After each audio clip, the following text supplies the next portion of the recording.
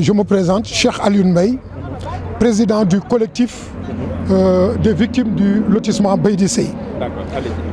Je vais sans tarder lire le mémorandum que nous avons adressé aux nouvelles autorités. Collectif des victimes du lotissement M. Baydi Seye Ndiarème Limamoulaye, Guédiawaye le 30/08/2024. L'objectif de ce mémorandum est de vous sensibiliser sur les problèmes du collectif des victimes du lotissement Baydi Seye. Dans un contexte de Djoubal Djoubanti, nous avons jugé utile de faire ce mémorandum pour informer et espérer un règlement définitif de ce scandale foncier qui à court constitue une bombe sociale au niveau du Guédiawaye.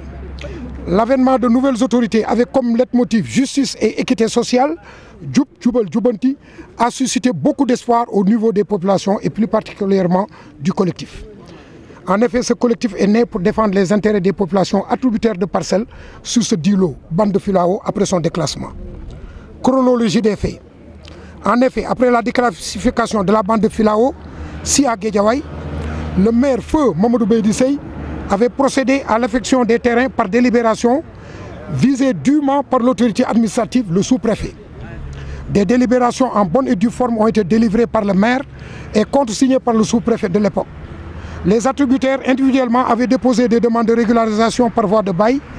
Après de longues attentes, nous avons tous été omis dans les attributions de la direction des domaines.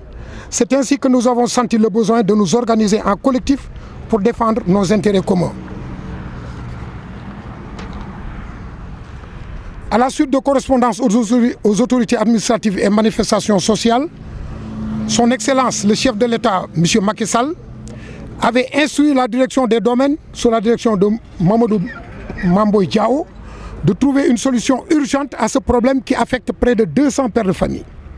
M. Mamadou Diao, alors directeur des domaines, avait procédé au lotissement administratif de ce dit site en oubliant volontairement certains attributaires détenteurs de délibération du même maire, ce qui constitue une discrimination grave entre détenteurs de biens.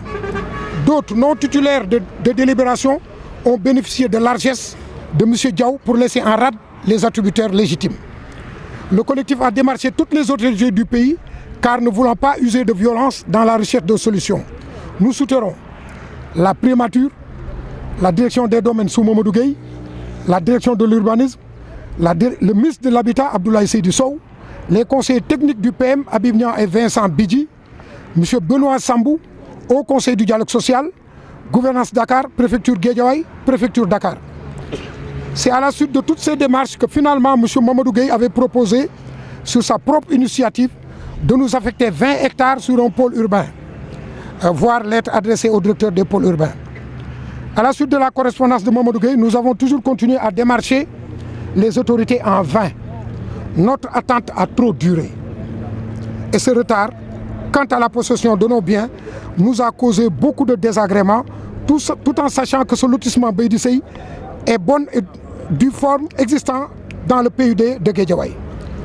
Nous, membres du collectif, rassurés des droits des attributaires et de la validité juridique des actes d'attribution, continuerons à nous battre pour recouvrer nos biens et sommes, déterminés à mener ce combat puisque nous ne serons pas les agneaux de sacrifice. Oui, vous l'avez dit, pour le régime actuel, qu'en est-il de la situation, vu que le ministre était sur les lieux dans le but de procéder à ce qu'on appelle un constat sur le terrain et tout. Vous, aujourd'hui, qu'en est-il de votre situation? Mais le ministre ne nous a rien promis. Jusqu'à présent, nous sommes au statu quo. Il ne nous a rien promis. Il a parlé de redistribution, alors que nous parlons d'attribution. Parce que ces terrains-là, nous en sommes les légitimes attributaires. Nous détenons des délibérations signées en bonne et due forme par le sous-préfet et le maire de l'époque, M. Mamadou Baydi Seye. D'accord. Le collectif regroupe combien de membres? Nous sommes environ 400 pères de famille regroupés ici, dont des handicapés, voilà la présidente des handicapés, des personnes vulnérables, qui avons rassemblé toutes nos économies pour pouvoir avoir un toit. D'accord. Parmi vous, certains ont reçu leur lot et il en reste encore. Que dites-vous? Mais les attributaires, ceux à qui on a attribué, ne représentent rien du tout. on a attribué à 40 personnes. Sur 400 et quelques. Ça ne représente rien. C'est une goutte d'eau dans la mer. Concrètement, qu'est-ce que vous voulez? Mais ce que nous voulons, c'est qu'on nous réaffecte nos terrains. Parce que nous en sommes les légitimes attributaires. Et ça, nous allons y mettre notre vie. Ça, on va y mettre toutes les formes de lutte que cela suppose. Et vous, c'est votre plan d'action? Non, mais nous allons passer à la vitesse supérieure. Nous sommes républicains, nous n'allons pas brûler des pneus, ni jeter des pierres. Mais toute forme de combat que cela nécessite, nous allons mener ça. C'est bon. Merci beaucoup.